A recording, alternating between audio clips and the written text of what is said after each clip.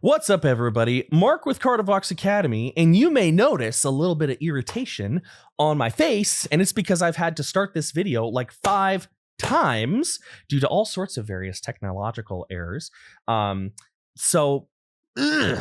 I'm going to keep this intro short and very, very sweet because I'm ready to move on with my day. But we're going to do it. We're going to react to Enterprise Earth featuring Darius Tarani.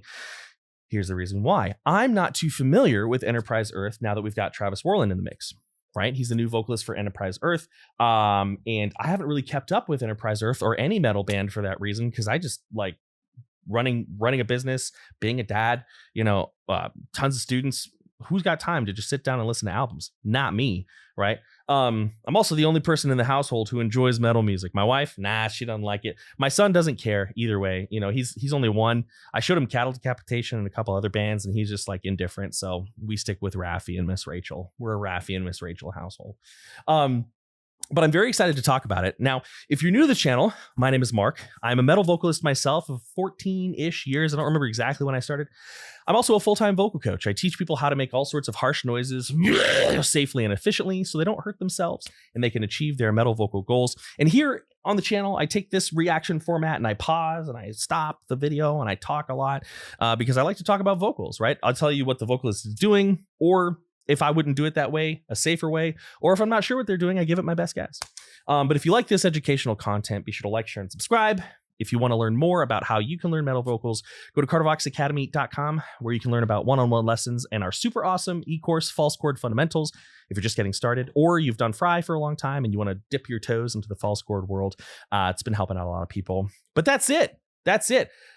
This is pretty blind because, like I said, I haven't really kept up with Enterprise Earth, and I haven't really heard a lot of Spite recently, because I haven't heard a lot of anything recently. I haven't talked about Darius since it's been years when we did his Unanswered cover here on the channel, and I've learned so much about the voice since then.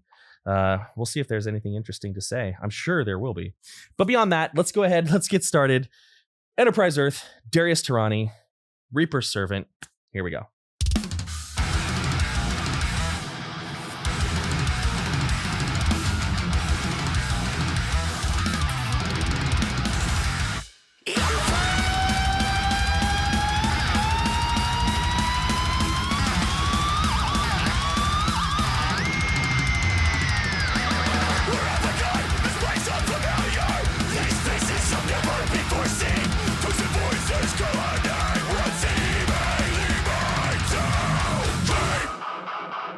What the heck?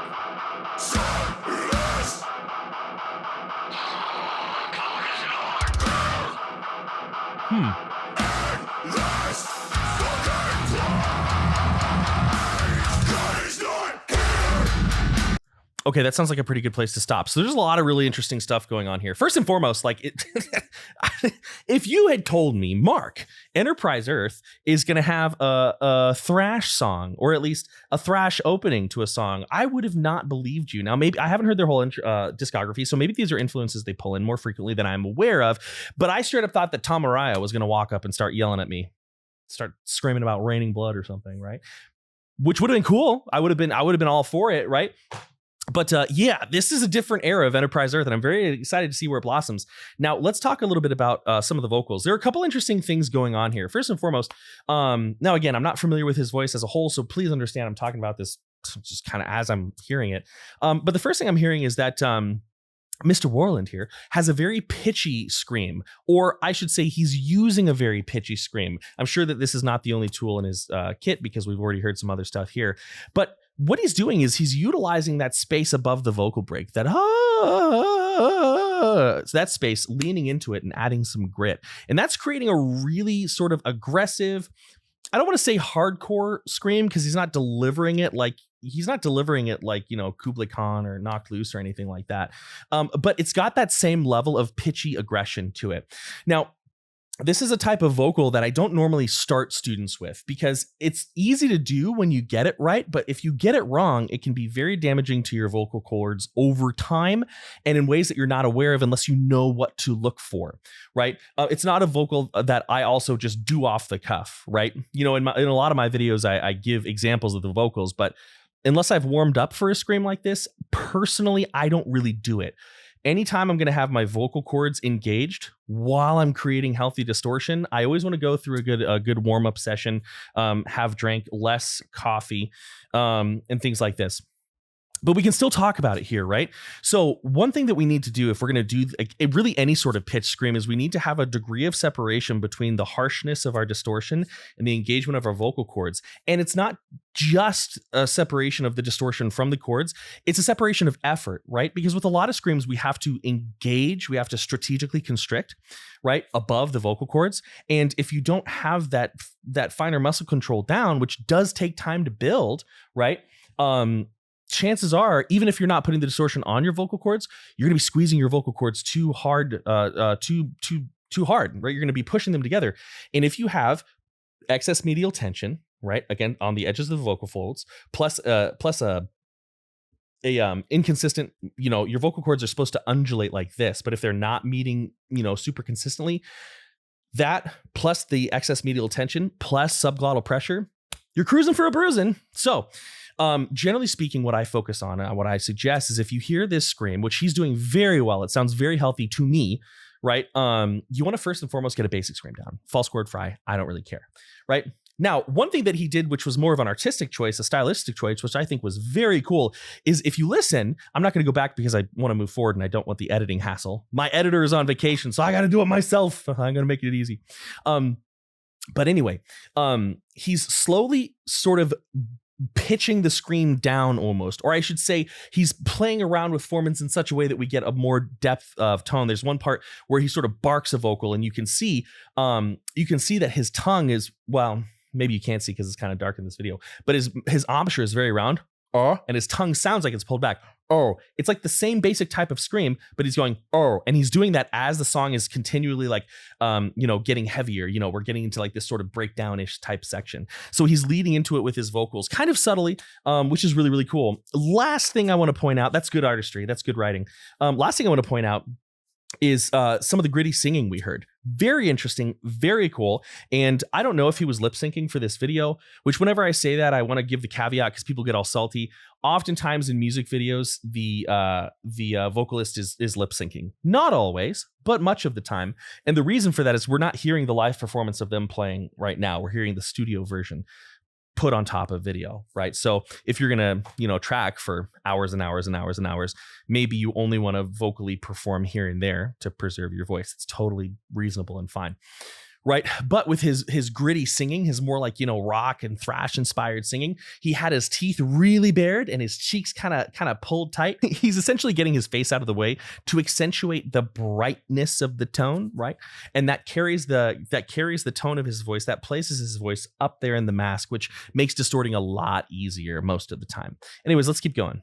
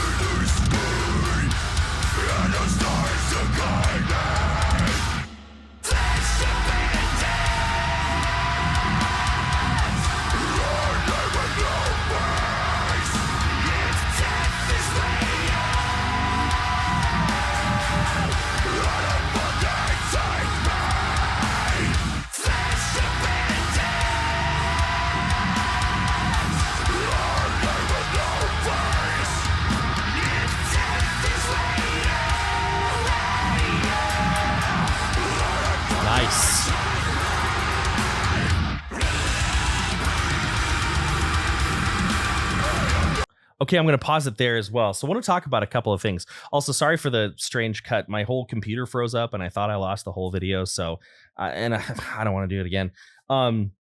So sorry for the weird cut, but let's go ahead and let's talk about a couple things. So boom, now we're here into full on grit, disgusting vocals. And I talked about this in the video that I filmed before this, but what we have is a very closed vocals track sound.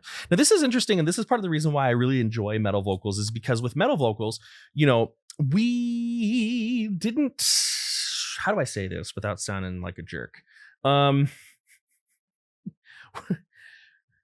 I'm really trying to not towards the vocalist here. No. He's killing it. All right, I'll just say it. Metal vocals did not evolve in such a way where we had the confines of tradition and the status quo telling us what we should and shouldn't do. Now, that's not to say that as we have over the years sort of started to take metal vocals a little bit more seriously, as academia has started to be accepting of metal vocals and say, hey, actually, here are some things you can do. It hasn't been a benefit. I think it has, right? But generally speaking, in like traditional clean singing, which is kind of a funny term, right? You don't want to have your vocal tract smushed. Right? You don't want to do that. You don't want to close down the pharynx. You don't want to close down the mouth. And you certainly don't want to do this with the front of your face. Right? But because with metal vocals, mostly we just wanted to sound crazy, right? If we're going like 10, 15, 20 years ago, we didn't necessarily have, I mean, I'm not going to say that there was never any gatekeeping with metal vocals, but I do think that the fact that we kind of existed separately for a little while before the academic world and the harsh vocal world came together, we had some benefits, which was you could just get on stage and do stuff, right? I know I'm drawing kind of a black and white parallel. Obviously, you know, this isn't just metal. You know, there are a lot of people who got really experimental who aren't in the metal world, you know, punk rock, like Bjork, for example. Anyway, I'm kind of rambling at this point because I think it's cool. But the point is, technically, with what we know about singing from an academic perspective, it would be improper to close down the vocal tract like that. But here's the thing, who cares? Right? I've talked about this before, but as long as something is not hurting your voice in the moment or in the long term, right? We have to think about our voice today, and we also have to think about our voice in 5, 10, 15 years, right? If it sounds cool, who cares, right? And this is where we get some of these really cool sounds, right? So essentially we have like this guttural, right? Right? But instead we close the vocal tract and it sounds like, I just spit all over my desk. Who cares? Right? It has more of like a,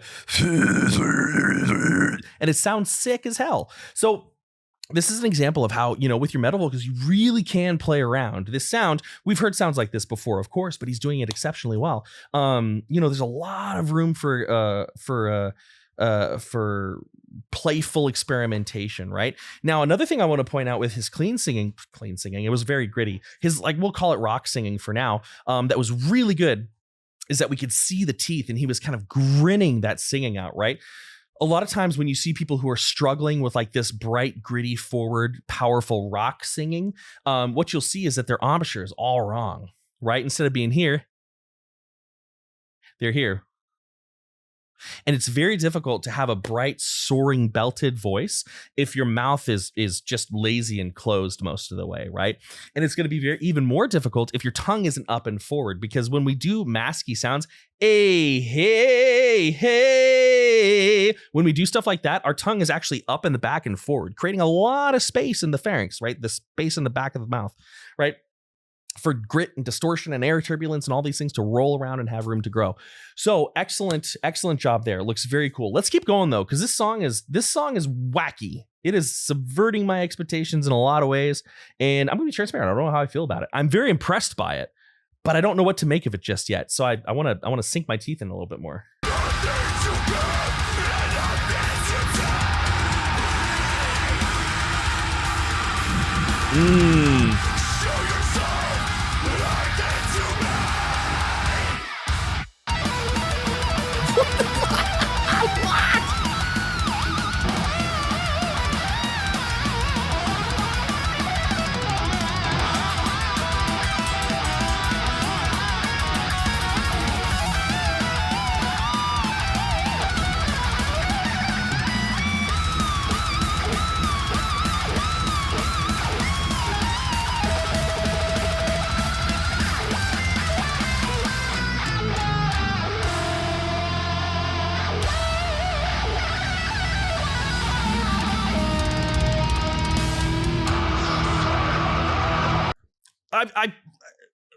Is this Ride the Lightning?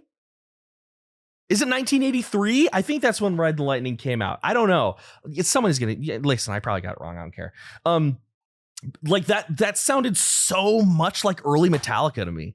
That sounded so much like Ride the Lightning, and I can't remember which album came after that. But back when they were like really thrash, that was wild. I did not expect that. Kudos to their guitarist though, because that was some serious shred. It was some serious shred. I have not heard that thrash sound. I was really into thrash in high school. I don't have much more to say about it than that, other than I'm like absolutely perplexed. Let me tell you this. Regardless of how I feel about this song at the end, I'm leaning towards I like it. But regardless of how I feel about this song at the end, I got mad props for these people doing their own thing. Holy cow. Anyway, this is Darius, and Darius has an awesome voice. So maybe I should shut my mouth and we should listen to him do some screaming. Don't agree with that. All right, here we go. People will anyway.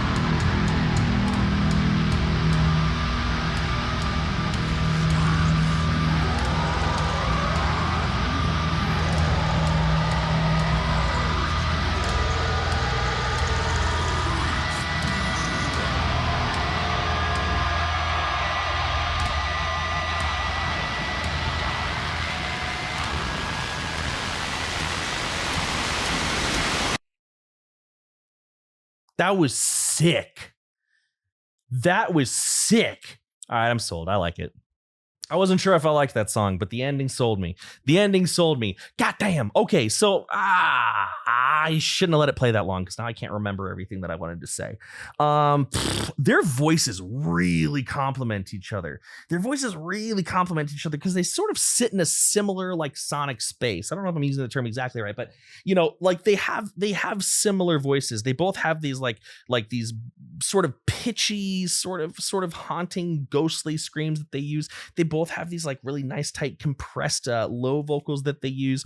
And I feel like, I don't know, this is speculation, but I feel like rather than Enterprise Earth just being like, hey Darius, here's the track, do whatever you want from this timestamp to this timestamp, I feel like the two of them got together and they really composed this. Because if you listen, now again, this is a first time listen, so bear with me here, but if you listen, their vocals were continually splitting, right? One was getting lower, one was getting higher, one was getting more pitched, one was getting more pitchless, right? And they were sort of playing around, filling the space that the other person was not. And that was sick, right? Also, like, I don't really talk about guitars very much because I'm not a guitarist myself, but like kudos to the guy who was playing the leads and also just doing absolutely devastating down tempo chugs. Like, this is not a one trick pony of a guitarist. He can jump from genre to genre in a way that's very good. I also love even though I wasn't so sure about the genre blending myself at the beginning, I feel like it was very well done. It never felt abrupt. Yeah, I'm gonna have to listen to that again. But I want to talk about a couple things. So the thing that like Darius did a lot less of his like I think people call him like the moose vocal, which like straight up I've never really tried to do that. I'm not going to try to do it here, so I can't mimic that sound for you.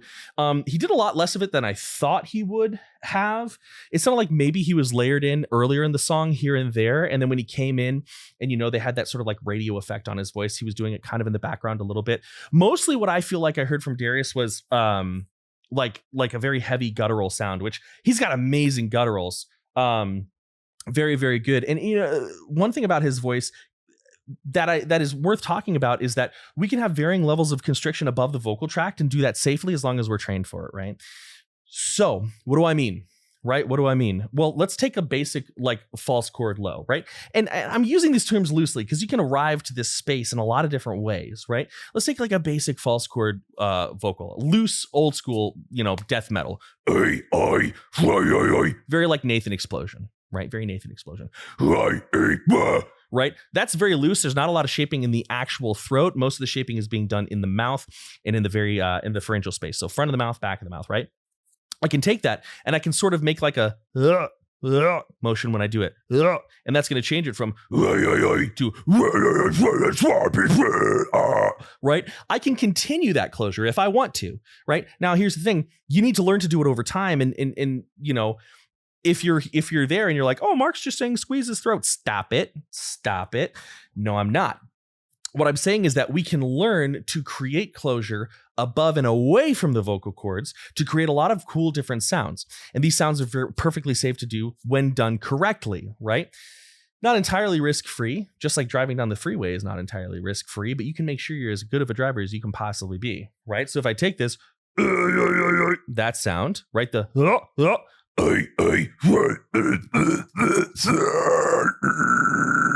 I can create all these different tones. Sorry for yet another crazy cut. I know this video is kind of an editing nightmare, but full transparency, I injured my back over a month ago, and it's still really bad. Actually waiting on a call from physical therapy, but it was spasming pretty terribly. So what I was saying is that we can take these sounds and put them together and have various degrees of closure in the scream in order to create different sounds, right? So we can have like, you know, like an old school traditional guttural, which is just open false chord with a curled tongue. That's it, right? Then we can mix in a little bit of that vocal posturing of right, which is going to give us pardon me, it's going to give us hear that subtle difference, and I can carry that and continue that on, and we can get a lot of different sounds that are more like TV static, sounds that are more like, you know, boots sloshing through mud, all of these different things. But that was a very interesting song there, and I think the main thing that I took away is how well their voices complemented each other, right? How well their voices worked together. I definitely want to dig more into Enterprise Earth's discography with their new vocalist, because I'm really interested in the stuff they're doing.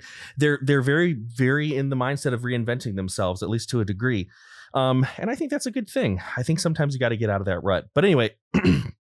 I'm going to cut this video a little short because I'm starting to get tremendous pain in my shoulder. And I'm also not going to film it again. So here you go. That's my breakdown of Enterprise Earth featuring Darius Tarani, the Reaper Servant. Very, very interesting song, very creative.